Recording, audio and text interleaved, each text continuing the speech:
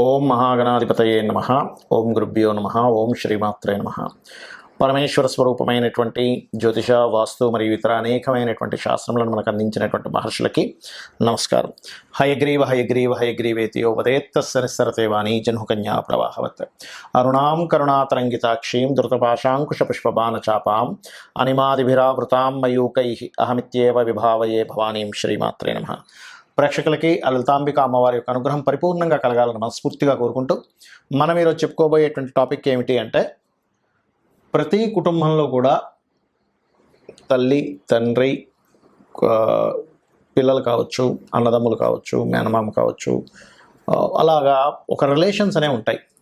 ఆ రిలేషన్స్లో మన పూర్వజన్మ కర్మ ఆధారంగా ఒక రిలేషన్తో మనకి ఇబ్బంది ఉంటుంది, ఒక రిలేషన్తో చాలా బాగుంటుంది. ఎందుకు అలా అవుతుంది అంటే, మనం పాస్ట్ లైఫ్లో చేసుకున్న కర్మ. కొంతమందికి జీవిత భాగస్వామితో ఇబ్బంది ఉంటాయి, కొంతమందికి అన్నదమ్ములతో, కొంతమందికి మేనమామతో, లేకపోతే కొంతమందికి ఆడపడుచులతోని, కొంతమందికి మదర్తో కూడా ఉంటుంది. అది చాలా దారుణమైనటువంటి కాంబినేషన్. కొంతమందికి ఫాదర్తో ఇబ్బంది ఉంటుంది. అయితే ప్రతి లగ్నానికి కూడా ఆ యొక్క కాంబినేషన్ ఎందుకు ఏర్పడుతుంది, దానికి పరిహారం ఏం చేసుకోవాలి, బాగుండాలంటే ఏం చేయాలనేటువంటి చెప్తాను. ఒకటి, మీరు వీడియోని కనుక లాస్ట్ వరకు చూసినట్లయితే జన్మజాతకం తెలియని వాళ్ళకి, డేట్ ఆఫ్ బర్త్ తెలియని వాళ్ళకు కూడా ఏం చేసుకోవాలి అనేది కూడా చెప్తాను. దీంతోపాటు ఇందులో వాస్తుకి సంబంధించినటువంటి పరిహారం కూడా చెప్తాను. మకర లగ్నము, మకర రాశి. మకర లగ్నం వారికి మీకు భగవంతుడు ఇచ్చిన గొప్ప వరం ఏంటంటే పట్టుదల. Slow and study but continue. నేను వర్క్ చేస్తాను, నేను ఖచ్చితంగా గెలుస్తాను అనేటువంటి సూత్రం మీ మైండ్లో ఉంటుంది. ఇక్కడ ఏంటంటే, శని బాగున్నాడు అనుకోండి, కుటుంబ సభ్యుల సపోర్ట్ అద్భుతంగా ఉంటుంది మకర లగ్నం వారికి. అంటే మీరు కొంతమంది చూడండి అంటుంటారు, ఒక్కొక్క వ్యక్తికి ఒక్కొక్క దగ్గర వాడి యొక్క స్వభావం బయటపడుతుంది అని. అంటే ఒక రాజ్యం అప్పచెప్తే వాడికి పెత్తనం అప్పచెప్తే అర్థమవుతుంది వాడు ఏంటనేది అంటూ ఉంటారు. లేదా జీవిత భాగస్వామి విషయంలో భర్త దారిద్ర్యంలో ఉన్నప్పుడు భార్య యొక్క అసలు నిజం తెలుస్తుంది అంటూ ఉంటారు. అట్లా ఏంటంటే చాలా ఉన్నాయి, అట్లా చెప్తాను నేను మీకు. బట్ మకర లగ్నం వారికి ఏమిటంటే, స్పెసిఫిక్గా ఇక్కడ మీరు అర్థం చేసుకోవాల్సినటువంటి అంశము, మకరంలో జన్మించాము అంటే మీరు కనుక కంటిన్యూస్గా ఏదైనా మీరు ప్రయత్నం చేసినట్లయితే ఖచ్చితంగా అది జరిగి తీరాల్సిందే. ఇది మకర లగ్నంలో ఉండేటువంటి స్ట్రాంగెస్ట్ పాయింట్, గుర్తుపెట్టుకోండి. మరి కుటుంబ సభ్యులతో సఖ్యత ఖచ్చితంగా ఉండాలి, కానీ లేదు రాంగ్ రిలేషన్షిప్. సహజంగా ఏంటంటే మకర లగ్నానికి లాంగ్ రిలేషన్లో ఉంటుంది.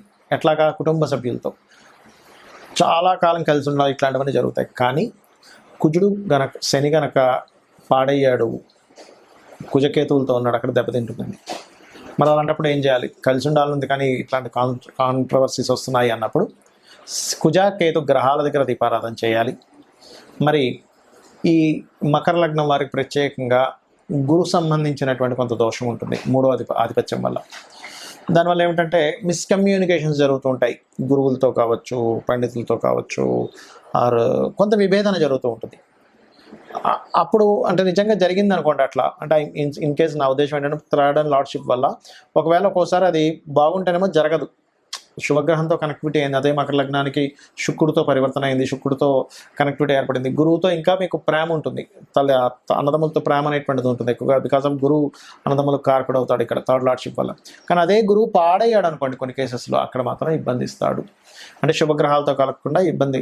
అప్పుడు ఏమవుతుంది, సొంత అన్నదమ్ములే గైడ్ చేస్తున్నట్టుగా ఉంటూ పాడు చేస్తారు వీళ్ళ లైఫ్ని. నా సొంత తమ్ముడండి, సొంత అన్నండి, కానీ వాళ్ళు ఇబ్బందిస్తూ ఉంటారు. మకరం లగ్నం వారికి నేను చెప్పేది. అలాగే జీవిత భాగస్వామితో ఇబ్బంది వస్తుంది, అంటే మూన్ పాడేయడం అని అర్థం మకర లగ్నం వారికి. సో మెడిటేషన్ ఎక్కువగా చేస్తూ ఉండాలి, కొంచెం అన్నదానాలు ఎక్కువగా చేస్తూ ఉండాలి. అంటే పాలతో కానీ, పెరుగుతో కానీ, లేకపోతే పంచామృతాలతో అభిషేకం ఎక్కువగా చేస్తుండాలి. శివుడికి ఖచ్చితంగా మార్పు వస్తుంది. అయితే ఇక్కడ అత్తగారితో లేదా సంతానంతో ఇబ్బంది వచ్చింది అంటే ఇట్స్ వెరీ క్లియర్, శుక్రుడు పాడయ్యాడు. ఇక్కడ ఏంటంటే 5th and 10th లార్డ్షిప్ శుక్రుడు అవుతాడు, అంటే సంతానానికి కారకుడు, అత్తగారికి కారకుడు శుక్రుడు అవుతాడు. ఈ శుక్రుడు స్పాయిల్ అయ్యాడంటే లక్ష్మీ గణపతి ఆరాధన చేయండి.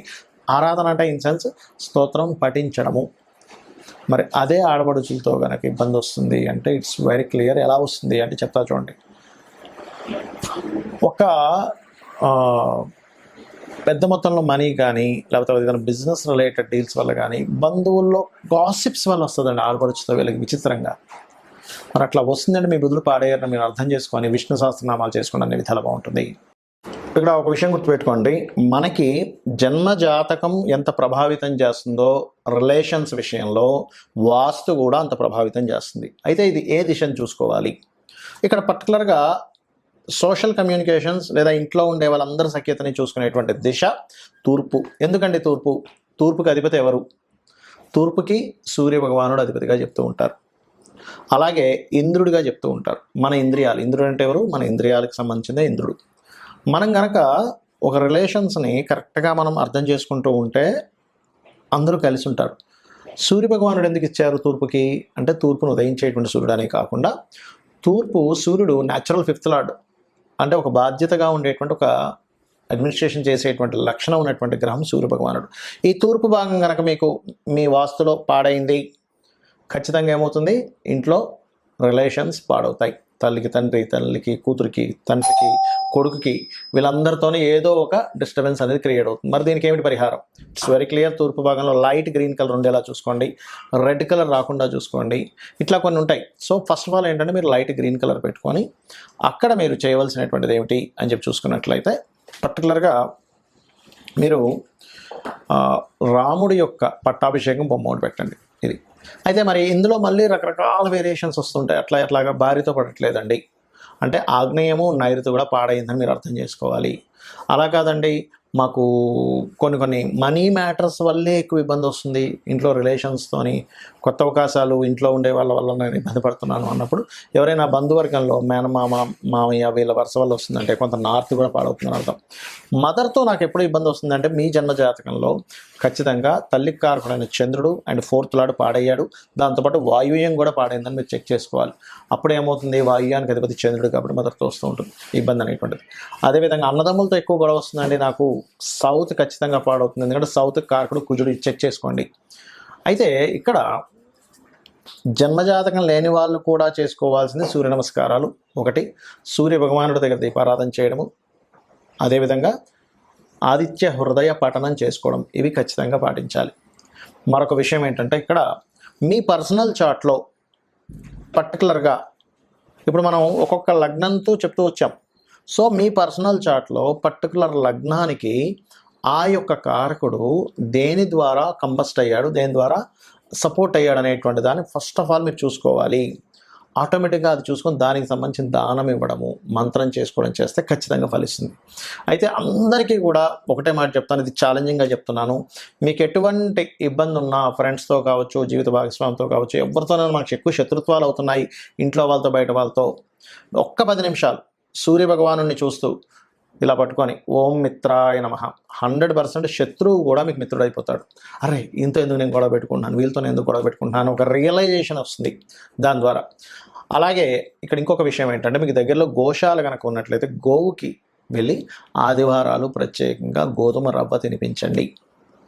అదేవిధంగా మరొక విషయం ఏంటంటే, ఇంకా ఎక్కువగా ఉన్నాయండి రిలేషన్స్లో, అసలు నాకు సపోర్ట్ చేయట్లేదు, చాలా ప్రాబ్లమాటిక్గా ఉందన్నప్పుడు 14 కానీ 7 వారాలు కానీ రాముడి యొక్క పూజని ఆది బుధవారాలు చేయమని చెప్తుంది శాస్త్రం.